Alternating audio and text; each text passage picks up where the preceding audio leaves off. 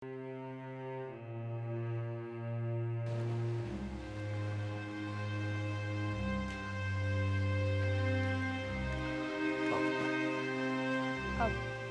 કરજો, મારે તમને આવી રીતે અહીંયા બોલાવવા તો ના જોઈએ.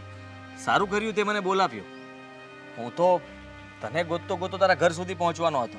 ઉલટાનું તે મને ફોન કરીને સારું કામ કર્યું. સારું થયું કે ઘરે ના ગયા. હા બોલ, તે મને ફોન કર્યો, કંઈ કામ હતું? હા, માફ કરજે, તને ઘરમાંથી કાઢી મૂકી અને મને જરાય ના ગમ્યું. હું મીરાને ખીજાણો પણ એનો કોઈ મતલબ નહોતો. કારણ કે જે માણસે પોતાની રીતે જે કંઈ પણ વિચારી લીધું હોય ને એ એના મનનું ધાર્યું જ કરે. આપણી વાત ક્યારેય ન માને. હું બધું સહન કરી શકું, પણ જો કોઈ મારા ચારિત્ર પર વાત કરે ને તો એ મારાથી સહન ના થાય. હા, ના છૂટકે મારે તમારા ઘરેથી નોકરી પરથી નીકળવું પડ્યું અને ઘરે એ વાતને લઈને વાંધો થયો છે કે મેં નોકરી કેમ છોડી. હવે એ લોકોને અરે હકીકત કેમ કહેવી કે મેં શું કામ ને ત્યાં કામ કરવાનું બંધ કરી દીધું છે. મારો ભાઈ તો સમજવા તૈયાર જ નથી. મારા ઉપર હાથ ઉપાડવા પર આવી ગયો હતો કે મારાથી નોકરી મુકાય જ કેમ. શું? હા, આ નોકરી તારા હાથમાંથી જતી રહી એનો મતલબ કે ઘરમાં તને ત્રાસ આપવા લાગ્યા? એ લોકોને એવું છે કે આવકનું સાધન બંધ થઈ ગયું, સીધું વિચારે છે લોકો. એના માટે ફક્ત તું એક કમાવાળી ઘરની વ્યક્તિ છો, જે આ ઘરને પૂરું કરી શકે એમ ફક્ત તું જ છો. તારા ભાઈથી કંઈ કમાવાતું નથી, પૈસા તારા વાપરવા છે. તારા બાને પણ ખબર છે કે દીકરી નહીં કમાય તો કરશું શું, ખાશું શું. હા, એટલે એ લોકો તારા ભવિષ્યનું નથી વિચારતા. તમારા લોકોનો સોરી, પણ હા જ વાંધો છે આવા લોકોનો, જે ક્યારેય પોતાના બાળકને ભણાવવાના બદલે એવું વિચારે છે કે એ તો આવકનું સાધન બની ગયું છે. વધારે સંતાન હોવાથી કે વધારે ભાઈ બહેન હોવાથી બધાને કામ પર લગાવી દો. હા, એક નહીં પણ 5 હાથ રળશે તો વધારે મજૂરી કરીને વધારે કમાઈને લાવશે. પણ એવું નહીં વિચારે કે એક ભણીને સારું કામ કરશે તો આ 5-5ને સંભાળી લેશે. એ લોકોનું માનવું એવું છે કે મારે ભણી ગણીને ક્યાં જવાનું છે. અંતે તો કોઈની સાથે લગ્ન કરીને એના જ ઘરે જવાનું છે ને. પણ કદાચ જો મને નોકરી પણ મળી ગઈ તો એનાથી એમને શું ફાયદો થવાનો છે? એ પૈસા તો હું જેની સાથે લગ્ન કરું એ લોકોને મળશે ને. કેવી મેન્ટાલિટી છે આ લોકોની. હા, જ્યાં સુધી હા તારી જરૂર હશે ત્યાં સુધી તને ઘરમાં રાખશે, તું કમાઈને આપીશ ત્યાં સુધી વાલી લાગીશ, અને પછી જે દિવસે એવું થશે કે કોઈ સામેવાળો વ્યક્તિ થોડી ઘણી પૈસાની લાલચ આપશે એટલે તને ત્યાં પરણાવી દેશે. એ પૈસાથી એ લોકોને એમ થશે કે અમે આખી જિંદગી જીવી લઈશું. અને સામેવાળો વ્યક્તિ પણ એવું જ વિચારતો હશે, જે તને લગ્ન કરીને લઈ જશે એ પણ તારી પાસેથી કમાવાની આશા તો રાખશે જ કે આ આવી છે તો ત્યાંના ઘરે પણ કામ કરતી હતી તો અહીંયા પણ કામ કરશે. મારે કદાચ કંઈ નહીં કરવું પડે એટલે તારો ધણી પણ તને એવો મળી શકે. તો શું દારૂડિયો, કરું? જુગારી છે મારી પાસે કોઈ બીજો રસ્તો? છે ને.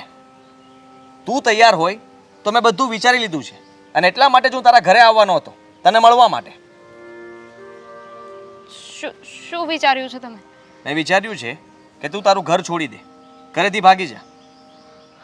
તારો ભાઈ કે તારી બા થોડો સમય તને ગોતશે, પણ એનાથી ડરવાની જરૂર નથી. એ લોકો બીજું કંઈ નહીં કરી શકે. ભાગું કઈ રીતે? અરે ભાગવું જ પડશે ને. સાચી હકીકત કહીને તું ત્યાંથી નીકળી નહીં શકે અને એ લોકો તને શાંતિથી રહેવા નહીં દે. મને ખબર છે, મેં તારી રહેવાની વ્યવસ્થા કરી દીધી છે. તારા ભણવા માટે જે કંઈ પણ વસ્તુ જોશે એ બધી વ્યવસ્થા થઈ ગઈ છે. ફક્ત તારી હા હોવી જોઈએ. તું જો ભણવા માગે છે, તું આગળ વધવા માગે છે તો તારા માટે મેં બધું વિચારીને રાખ્યું છે. ફક્ત ત્યાં તું જ રહીશ, તારા સિવાય બીજું કોઈ જ ત્યાં નહીં આવે. તને કોઈ ડિસ્ટર્બ નહીં કરે, તને કોઈ હેરાન નહીં કરે, અને તારું ખાવા પીવાથી લઈને તારા પુસ્તકો સુધી બધું જ ધ્યાન હું રાખીશ. ત્યાં બધી વસ્તુઓ પહોંચી જશે. તમે શું કામ ને મારા માટે એટલું બધું કરો છો? આમાં તમારો કંઈ ફાયદો નથી. મારો કંઈ ફાયદો નથી, પણ હું એવું વિચારું છું કે તારી જેવી કેટલી છોકરીઓ જે બચારી ભણવાની લાલચાએ જીવી રહી છે પણ ભણી નથી શકતી. હરેક છોકરીઓ સાથે આવું થાય છે અને ત્યારે એ તો પોતાનું જીવન નથી જીવી શકતી અને આમનામ વર્ષોના વર્ષો વીતી જાય છે, એ પણ ગરીબી રેખા નીચે જીવીને મરી પણ જાય છે. તું જ વિચાર કર ને, તું એવું કરવા માંગે છે? પણ તારામાં ટેલેન્ટ છે, ઘણા એવા લોકો હશે જેનામાં બહુ બધું ટેલેન્ટ હશે, પણ એનું ટેલેન્ટ વ્યર્થ જાય છે, કંઈ કામ નથી આવતું. શેઠાણી ભાઈને ખબર પડશે તો તમારું જેમ તારા ઘરે કંઈ ખબર નહીં પડે એમ મારા ઘરે પણ કોઈને કંઈ ખબર નહીં પડે.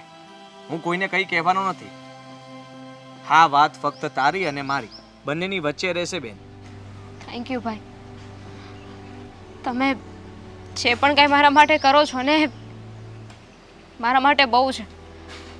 મારો સગો ભાઈ તો કાંઈ ના કરી શક્યો, કાંઈ ન કર્યું મારા માટે, પણ તમે થેન્ક યુ. હા, થેન્ક યુ કહેવાની જરૂર નથી. મેં તને કહ્યું હતું ને, જ્યારે તું રિઝલ્ટ લઈને આવીશ ત્યારે તું મને કહીશ ને ત્યારે હું સ્વીકારીશ. તો ચલ હવે અહીંયાથી તું ભાગી શકે છે, ઘરે જવાની કોઈ જરૂર નથી. ચાલ.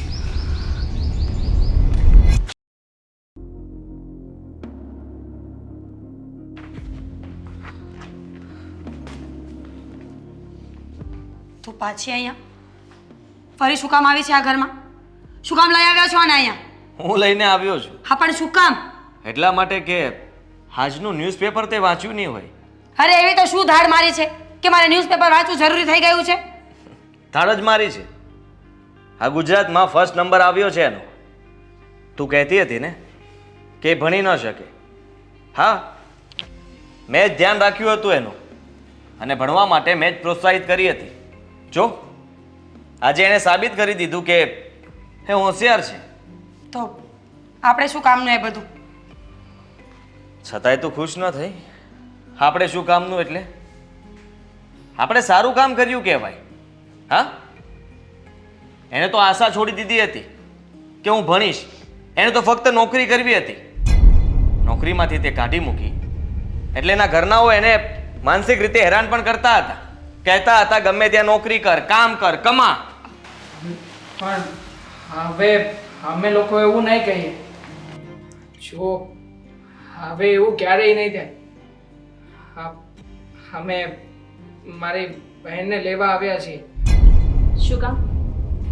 કારણ કે મારો ગુજરાત લેવલે પહેલો નંબર આવ્યો છે એટલે હવે તો તને વધારે ઉમ્મીદ હશે ને મારાથી કે હું પાસ થઈ ગઈ છું, હવે સારી એવી નોકરી મળી જશે, તને દારૂ પીવા માટે પૈસા મળી જશે એટલે લેવા આવ્યો છું. ભાઈ, મારી દીકરીને હું લેવા આવી છું. એનું કારણ છે, વધારે ભણીને એ શું કરશે તમને ખબર છે? અમારું ઘરે હરખું નથી હાલતું અને હવે મારી ઉંમર થઈ, હું હવે કેટલા વર્ષ પારકા કામ કરીશ? હવે મારાથી ઝાઝા નથી થતા. આ બે ચાર ઘરના કામ કરશે તો જ તો અમારું ઘર હાલશે. કેમ? એટલો મોટો જુવાન દીકરો છે, એને શું કરવાનું છે?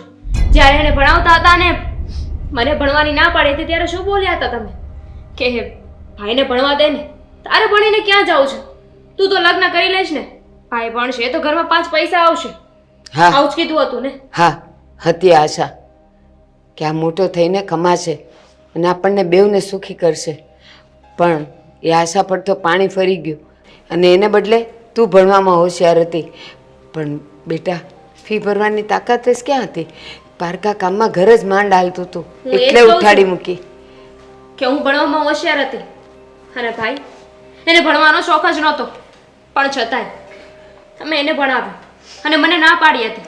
જો ઘર ચલાવવાની વાત હતી તો મને ભણાવ્યો તો હું પણ કરી શકત ને, પણ નહીં. તમે એક વસ્તુ વિચારી કે જો મને ભણાવશો તો એનો શું લાભ થવાનો છે? મારે તો લગ્ન કરીને બીજા ઘરે જ જવાનું છે ને. અને જો ભણી ગણીને આગળ વધી ગઈ, નોકરી મળી ગઈ તો એનો ફાયદો પણ મારા સાસરિયાવાળાને જ થશે ને, તમને લોકોને કોઈ લાભ નહીં થાય. દામિની, તારી વાત સાચી છે, પણ આપણો સિક્કો જ ખોટો નીકળ્યો. સંગત ખોટી નીકળી, એની લત ખોટી નીકળી, જે મેં ધારી પણ નહોતી. અને આપણે શું કરી શકીએ? એક પૈસો કમાતો નથી, એક પૈસો નહીં. તું જ તો મારો આધાર છે. ચાલ ઘરે. એ ઘરે નહીં આવે. હા, કેમ કે હજી એને આગળ ભણવાનું છે અને હવે એના માટે તમે લોકો તો કંઈ રૂપિયા આપી શકો એમ નથી, પણ એની સ્કૂલવાળા આગળ ભણતર માટે પૈસા આપશે અને જેટલું પણ ભણવું હશે એ લોકો ભણાવશે. તમારે જરાય ચિંતા કરવાની જરૂર નથી. અને રહી વાત તમારા ઘરની, ઘર કેમ ચલાવવું એ તમે તો સારી રીતે જાણો છો. તમે અત્યાર સુધી તમારી ફરજ નિભાવી, પણ એક ફરજ ચૂકી ગયા.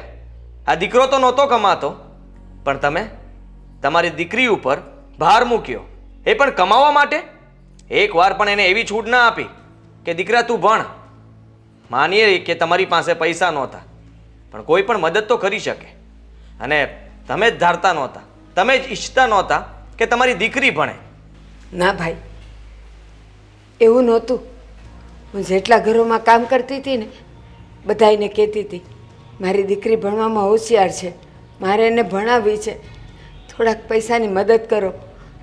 પૈસાની ન કરો તો કાંઈ નહીં, ચોપડાની તો કરો. પણ મને ક્યાંયથી મદદ ન મળી. પણ તમે જ તો એના તારણહાર નીકળ્યા. તમે એની ફી ભરી, એને ભણાવવામાં મદદ કરી. તમારો ઉપકાર તો હું કોઈ દી નહીં ભૂલી શકું, હશે બા, કોઈ દી નહીં. તમે તમારી જગ્યાએ સાચા હશો, પણ મારું ભણવા પાછળનું કારણ એક જ હતું કે હું ભણી ગણીને આગળ વધું અને મારા ઘર માટે 2-5 પૈસા કમાઈ શકું. અને બીજી મહત્વની વાત, આ હર વખતે તમે લગ્નની જે વાત કરતા હતા ને, કદાચ જો હું સારું એવું ભણી હોત ને તો એટલીસ્ટ ભાઈ જેવો છોકરો ના મળે મને. સાચી વાત છે તારી. હકીકતમાં તો આ બધું મારી જ ભૂલના કારણે થઈ રહ્યું હતું.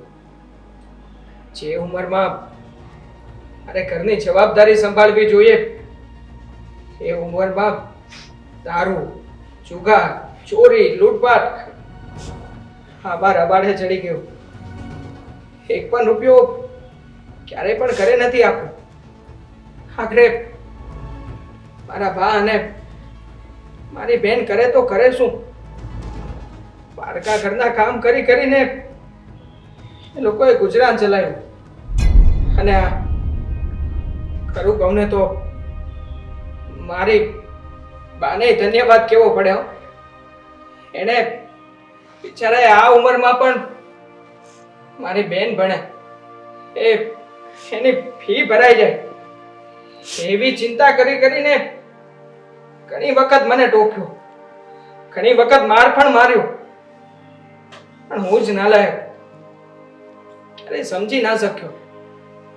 પણ આ જુઓ, હવે છે ને મને મારી ભૂલ સમજાઈ ગઈ છે. જો મારી બેન કામે ધ્યાન ન રાખ્યું છતાંય આ ગુજરાતમાં પહેલો નંબર લાવી શકતી હોય તો અમે એને ભણાવી ગણાવી હોત, એવું વાતાવરણ આપ્યું હોત તો હજી આગળ ભણત, હજી કંઈક મોટું નામ કરત. પણ અમે હવે પછી આવું ક્યારેય નહીં થવા દઈએ. હું વચન આપું છું તમને. ભાઈ, તમને એક વિનંતી કરવી છે. મારી દીકરીને તમારા ઘરે જ રાખો, ભણાવો, ગણાવો. આનામાં હવે થોડોક સુધારો થયો છે ને તો એ જે કાંઈ કમાઈને લાવશે એમાં અમે અમારું ઘર હલવી લેશું. પણ આને તમે ભણાવો અને ક્યાંકથી મને મદદ મળશે ને તો હું આપી જઈશ. આના માટે પૈસા આપી જઈશ. પૈસા આપવાની જરૂર નથી, પણ જ્યારે તમારી દીકરી કમાતી થઈ જશે ને ત્યારે તમને લઈ જશે. ને તું તારો રસ્તો કરી લેજે. જઈ શકો છો તમે. હાય બેટા, ડાઈ થઈને રહેજે. અને આ ભાઈ તારો તને જેટલું ભણાવે ને એટલું ભણશે તું. કોક દી હું મળવા આવતી રહીશ.